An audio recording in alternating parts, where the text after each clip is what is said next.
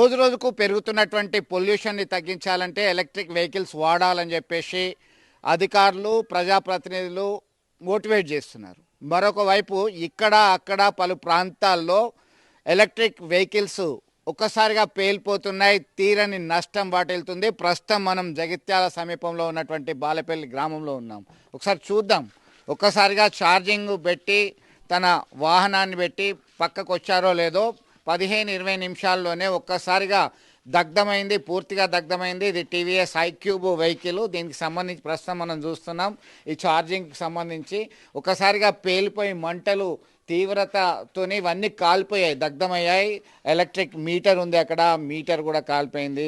ఈ మోటార్ సైతం ఎందుకు పనికి రాకుండా పోయినటువంటి పరిస్థితి. ఒకసారి ఈ టీవీఎస్కి సంబంధించినటువంటి ఐక్యూబ్ వెహికల్, దీనికి సంబంధించిన ఓనర్ అసలు ఎప్పుడు కొన్నారు, ఏం చేసిండ్రు, ఎట్లా అయింది, ఎంత నష్టం వచ్చింది, ఏమంటున్నారు, ఏంటి మీ పేరేంటి, అసలు ఏం చేస్తారు మీరు, ఏం జరిగింది? నా పేరు తిరుపతి రెడ్డి, మాది విలేజ్ వచ్చేసి బాలపల్లి, జగిత్యాల డిస్టిక్.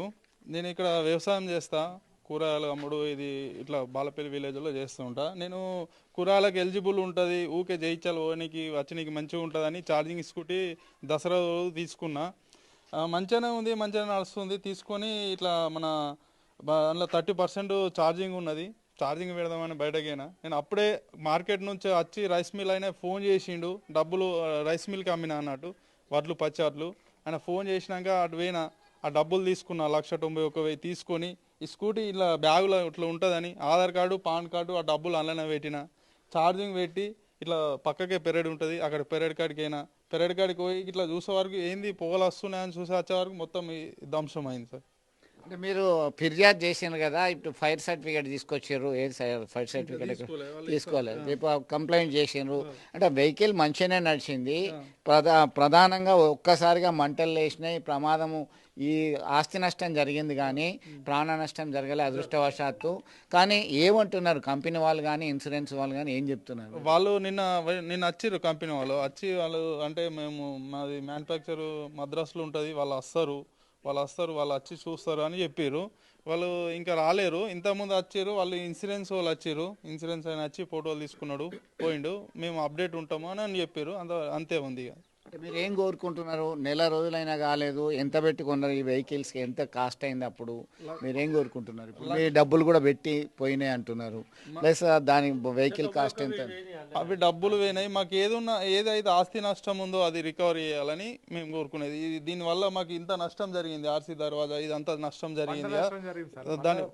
దీనివల్ల ఇక్కడ ఒక 20 కిలోల అవి ఉండే బ్యాగ్స్ ఉండే, 20 మన మక్కలు, రేపు మక్క పెడదాం, ఇక్కడ కొయ్య మక్క పెడతారు, షీడ్స్ అవి ఇవన్నీ ఇది నష్టం జరిగింది. దానికి మాకు అది నష్టపరిహారం చెందించాలని కోరుకుంటున్నాం.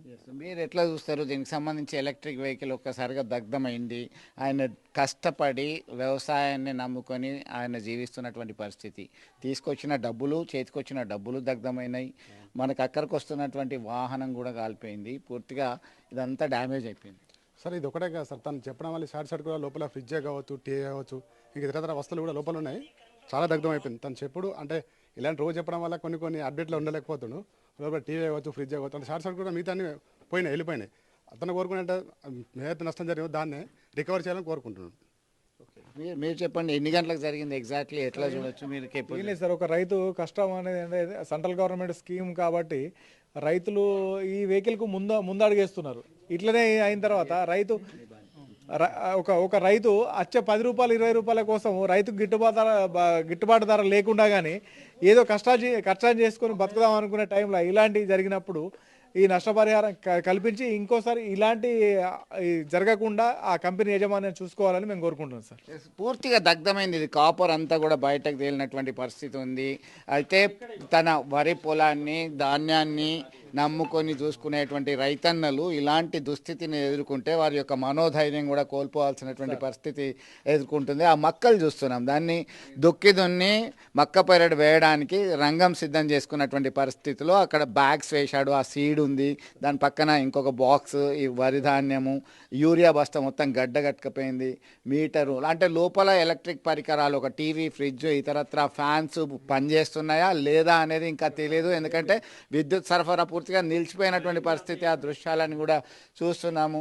చెప్పమ్మా, ఎప్పుడు జరిగింది, మీకు ఎట్లా తెలిసింది, ఏమి భయభ్రాంతులకు గురయ్యారా మీరు అప్పుడే? అవునండి, నేను ఇది పెట్టేసి వెళ్ళాను. ఇది ఇక్కడ దాకా పోయినా లేదో ఇది పొగలు వచ్చినాయి.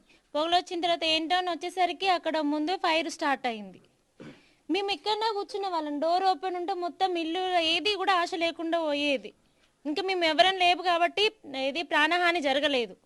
మా అక్క చూసింది ఏది ఇట్లా ఫైర్ వచ్చే వరకు. ఇక్కడ మా బావ హార్వెస్టర్ కోస్తున్నాడు, ఏంటి పొగలు మా ఇంటి దగ్గర నుంచి వస్తున్నాయని వచ్చేసరికి మొత్తం ఇట్లా ఫైర్ స్టార్ట్ అయింది. అందరూ నీళ్ళు పోయడానికి కూడా భయపడ్డారు. ఇది కరెంట్ కదా, బ్లాస్ట్ అవుతుందని. ఎప్పుడు మీరు ఎప్పుడు చూసిండ్రమ్మా? సుమారు చూడగానే ఏమనిపించింది? నిన్న మార్నింగ్ మధ్యాహ్నం లోపలనే అయిందా ఇదంతా? ఏం 12 గంటలకు జరిగింది. అప్పటి వరకే నేను వచ్చే వరకే ఇంట్లో ఫైర్ అగ్గి ఉన్న అది మంటలు పడుతున్నాయి, వస్తున్నాయి. నాకు అస్సలే ధైర్యం రాలేదు. అరిచిన అందరి రమ్మని మా ఫుల్ అరిచిన, మస్తు ఏడ్చిన, కానీ ఎవరు వచ్చి వాటర్ పోయట్లేదు అస్సలకే. మా ఘోరం అంటే అటే హార్ట్ అటాక్ వచ్చేటట్టు నొప్పి వచ్చింది, అంత ఘోరంగా ఉండే. నేనే ఫస్ట్ చూసిన అన్నట్టు. అందరూ ఒర్రుడుకు అందరు వచ్చిర్రు. వాటర్ అస్సలే ఇట్లా కొట్టట్లేదు. అది వెళ్తుంది ఛార్జింగ్ స్కూటీ వెళ్తుంది అని అందరు ఎవ్వరు కొట్టలే. ఇక మా బావకి ఇక్కడ హార్వెస్టర్ కొడితే పొగలు చూసి వచ్చి ట్యాంకీలో వాటర్ మొత్తం కొడితే ఈ దర్వాజా ఇదంతా చల్లగా అయింది. మళ్ళీ ఫైర్ ఇంజిన్ వచ్చిన తర్వాత ఇది చల్లగా అయింది. ఇప్పటికే ఆ షాక్ నుంచి కోలుకుంటలేరు. ఒక్కసారి చూద్దాం మనం. ఇదంతా కూడా ఈ కాపరు, ఈ మెటల్ అంతా కూడా దగ్ధమైపోయినటువంటి దృశ్యాలను ఇప్పటికీ వాళ్ళు గుర్తు చేసుకుంటున్నారు. ఇదంతా కూడా అందంగా ఒక పాలిష్ చేసినటువంటి ఈ తలుపులు సైతం అంతా ఈ రూరల్ ఏరియాలో టేకుడ్తోని బందోబస్తుగా చేసుకున్నటువంటి తలుపులు ఇవన్నీ కూడా.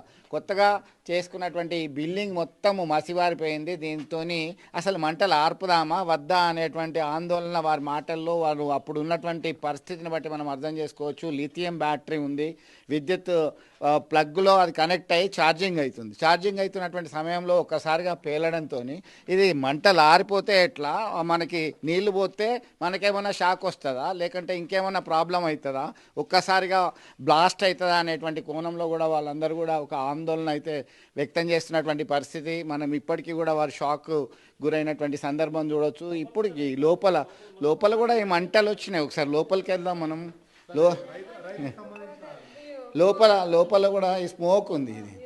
ఈ స్మోక్ ఉంది, ఇది దగ్ధమైనటువంటి ఆనవాళ్ళు కనబడుతున్నాయి. దీనికి సంబంధించి ఒక్కసారి ఈ మంటలు కనుక దర్వాజా నుంచి ఫైర్ సిబ్బంది సరి అయినటువంటి సమయంలో ఒకవేళ స్పందించకపోతే ఈ ఫర్నిచరు, ఈ బల్ల, ఇదంతా కూడా ఇల్లు కూడా దగ్ధమయ్యి ఈ పరికరాలన్నీ కూడా దగ్ధమయ్యేటువంటి దుస్థితి ఉండేది. అదృష్టవశాత్తు ప్రాణ నష్టం అయితే సంభవించలేదు కాబట్టి ఒకంత హ్యాపీ. కానీ ఆస్తి నష్టము, మనోవేదన, భయాందోళనలు అయితే ఇప్పటికీ వారిని వెంటాడుతున్నాయి. కేవలం వీరినే కాదు, ఈ ఒక్క ఉదాహరణతోని దీనికి ఈ వ్యవసాయ పంట పొలం పక్కనే ఉంది. ఆ పక్కనే పని చేసుకుంటున్నారు, ఆ వ్యవసాయ పని చేస్తున్నారు. ఇక్కడే పొలం ఉంది దీనికి సంబంధించి. వీరికి సంబంధించినటువంటి ఈ గ్రామీణ ప్రాంతాల్లో వారి ఇంటిని ఆనుకొని వ్యవసాయ భూములు ఉండడం చాలా సహజము. ఇదంతా కూడా వ్యవసాయ పంట పొలాల్లో అక్కడ పసుపు వేశారు, ఇంకా కంది ఇతరత్ర వేశారు. దీనికి సంబంధించి మనకి ట్రాన్స్పోర్టేషన్ ఈజీ అవుతుంది, విద్యుత్ వాహనం ఉంటే బాగుంటుంది అని చెప్పేసి.